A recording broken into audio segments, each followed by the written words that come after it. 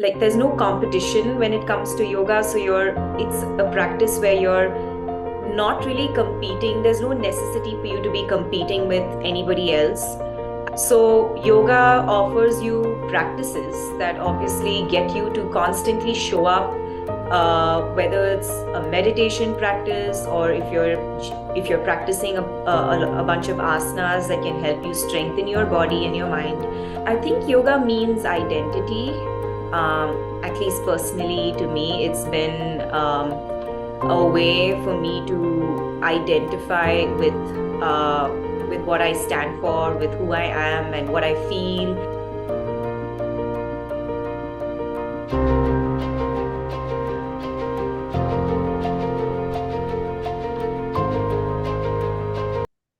Vanakkam, namaste, and hello everyone. Welcome to the 28th episode of Inside the Minds of Great Yogis.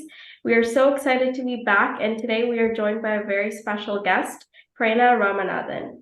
She's a yoga therapist by profession and conducts one-on-one sessions and personalizes each of her clients' sessions to their needs. Bringing people's awareness to their innate power of healing gives her immense joy and satisfaction. She teaches and practices yoga as a way of life with the only goal being to find joy. Let's give a big round of applause to Prerna. Hi, Prerna. Thank you so much for joining us today and welcome to the show. How are you doing today? Hi, Swati. Thanks for having me here.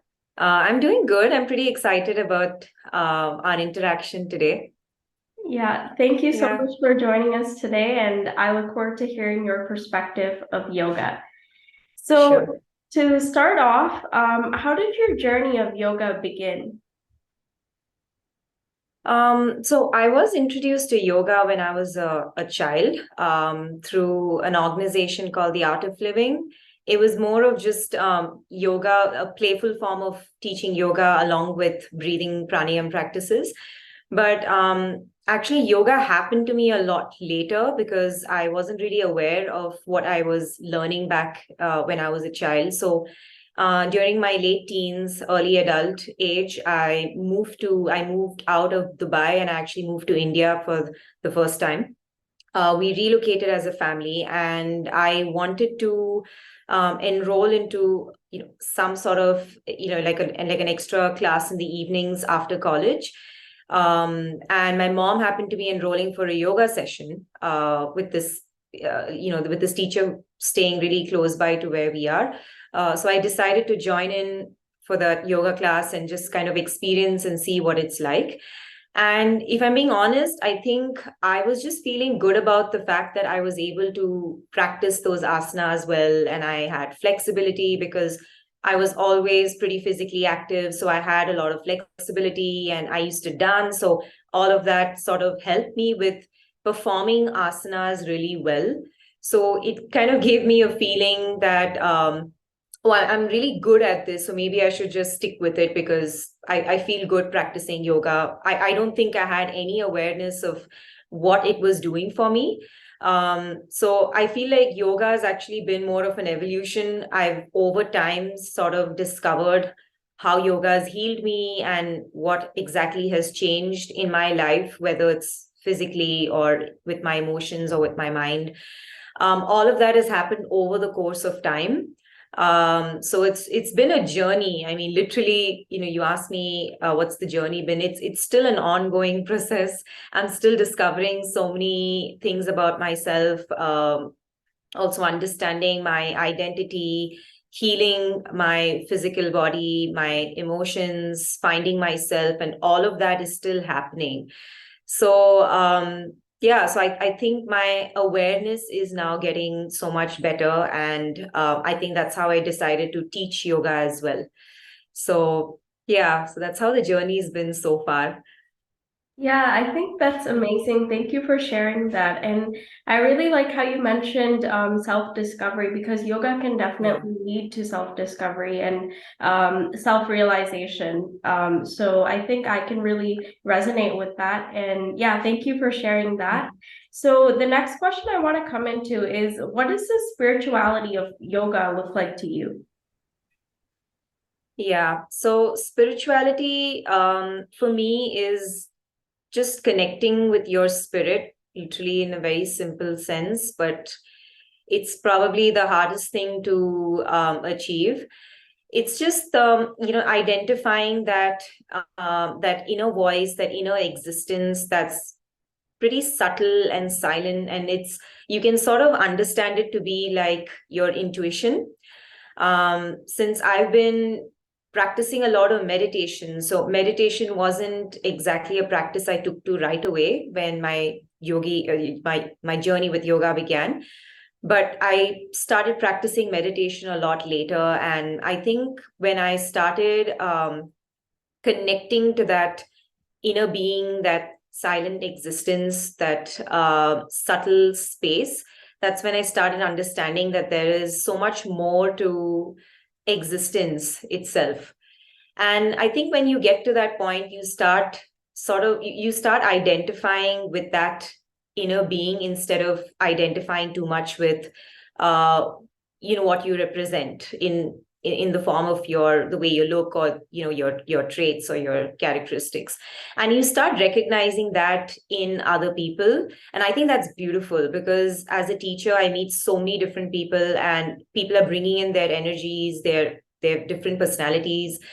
And one way of handling that is through you just understand a person, you're trying to find the best way to interact and teach this person. And then the other way of it is you're looking at this person as just this being, this energy, this spirit, and how do you connect with that, and how do you start off from there, that I'm just here, I'm just present with this other energy being, and I'm just going to do my best to bring in a good sort of connection and relationship between my client and myself. So that's pretty much how I look at it. When I look at spirituality of yoga, it's just connecting to that inner being, whether it's connecting to my inner being or to another person's. Yeah, I think that's beautiful, connecting to other energies through the form of yoga. So, yeah, thank you for sharing that. And the next question I want to come into is, how important is yoga for young children? How vital is it for them? Oh, I think it's probably very necessary to have yoga for kids, because it starts from there. I feel like a lot of issues we get into later in our lives has a lot to do with the way we were sort of handling it as children, or the way our situation, the parenting and all of that was as a child. So I feel, with apart from the flexibility and posture correction and breath correction, and all of that happens through yoga, as when you learn it as a child, there's also a lot of there's no competition when it comes to yoga. So it's a practice where you're not really competing. There's no necessity for you to be competing with anybody else, and also you're not really competing with yourself, but it's more about how do you see yourself grow, mature. It could be accepting your body, getting comfortable with your body through these different postures, healing your emotions, releasing stress from your body and feeling better, breathing better. And how do you sort of progress? How does your self progression happen in that way, without having to compete with anybody else, or make this about perfecting anything or becoming better than the other? I think yoga helps with that a lot when you learn yoga as a child, because there are so many principles as well in yogic philosophy that help you understand what it's like to live a life of honesty, to live a life of sharing, to live a life of acceptance. And I think that goes a long way in character development, understanding of yourself, and realizing that life is about your journey, and it's not so much about competing with people around you. And it's your path, and this is your life, and you can choose how to live it. So that really helps. I think yoga practice, not just the physical form of yoga, but also the philosophies, when introduced at a younger age, can have a really good benefit in your overall development as you grow. Yeah, I think that's Yeah. well said. And I really like how you mentioned how it's not about competition. Like you shouldn't compete with another person, like when it comes to yoga. I think it's more of discovering yourself and improving. How can you improve through this practice? So yeah, thank Yeah. you for sharing that. And the next question I want to come into is how can someone heal from past traumas through yoga? Yeah. So I've been reading a lot about trauma in the work of yoga, especially in yoga therapy. As therapists, we have a lot of people coming in with physical trauma, emotional trauma, or trauma that's just being carried from one generation into the other. So we're always trying to figure out how does yoga sort of best help. But before I could recommend, ways that yoga can help, I think the way we understand trauma itself, sort of, I think if we try to understand it differently, it'll already help release the trauma. So I was reading this I've read it a couple of times in these journals on therapy yoga, where they talk about trauma being attached to your identification. So when you have a lot of external identification with who you are as a person, from the way you look, from the work you do, from the kind of relationships you have, or if you're a person who's depressed, then you're identifying yourself as a depressed person. And that sort of attachment causes a lot of trauma in people. And they've written it as the way to release yourself is to sort of take responsibility, to break from that trauma by disidentifying from all of these external uh, identities through, with events or with labels, to just come out of that and look at yourself as this energy being that can create so much more, and it can do a lot more, and can change the situation in the best way that is possible, that can heal through conscious responsibility and effort. So yoga offers you practices that obviously get you to constantly show up, whether it's a meditation practice, or if you're practicing a bunch of asanas that can help you strengthen your body and your mind, or if you're practicing certain pranayam or kriya practices that help you cleanse and, like, regulate your nervous system so that you can start feeling a sense of balance and calm in your being.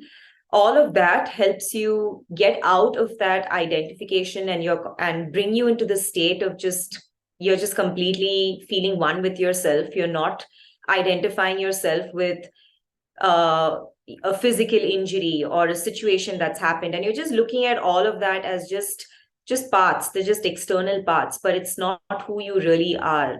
That's not your real identity. So that sort of like separation, but still understanding that you're a whole being, um, helps you look at perceived trauma as uh, a very different problem to take care of. So yeah, I don't know if that's something that is easy to comprehend and practice. It's not really easy to do that, but I feel like if we can understand this, from a different perspective, it sort of creates a way of going forward, where you can move out of the situation and, see yourself in a different light after a point. Yeah, for sure. Thank you Yeah. for sharing that. And I definitely agree with you. Yoga can definitely clear out all the trauma. And I think that's where the trauma-informed yoga comes in, right? Whether it's a bad marriage or something that's Yeah. gone wrong in your life, yoga can definitely help clear that for the better. So yeah, thank you for sharing that. So now I have some rapid fire questions for you. And the first question I want to come into is what comes to your mind when you hear the word yoga? It's freedom. It's just freedom from any limitations that you might be putting on yourself, or limitations that you feel people are putting onto you. It's just freedom from all of that. Yeah, I like the word Yeah, freedom. I think it definitely just, like gives you it's that very space. liberating. Exactly. Yeah. Yeah. Thank you for sharing that. And the next question I want to come into is, if you were to practice yoga anywhere in the world, where would it be and why? So I actually don't mind practicing yoga in anywhere in the world, but I think as when I do my personal practice, I would really love to be surrounded by nature. It could be just a river, like a flowing river, or maybe by the mountains, or surrounded by trees. I think when you're close to nature and you practice something that is connecting you to yourself, to your source, it can be a lot more powerful. And yeah, so I think anywhere in the world is fine, but as long as I'm surrounded by nature, I think that's a blessing to practice in a space like that. Yeah, for sure. Thank you for sharing that. And finally, what does yoga mean to you? Um, I think yoga means identity. At least personally to me, it's been a way for me to identify with what I stand for, with who I am and what I feel. It's been a huge source of identification with just being authentic. So I think yoga has really helped me find my authenticity and just be authentic, and that's who I identify myself with. Yeah, that's Yeah, what I can thank think you. of. Thank you for sharing that. I think that's wonderful. And that is the end of our questions. So thank you so much for joining us on the 28th episode of Inside the Minds of Great Yogis. We appreciate you giving your valuable time and hope we can do this again. And thank you to everyone who has yet to listen to our 28th episode of Inside the Minds of Great Yogis. And until next time, have an amazing day, everyone. And thank you, Prerna. Thank you so much, Swati. Thank you.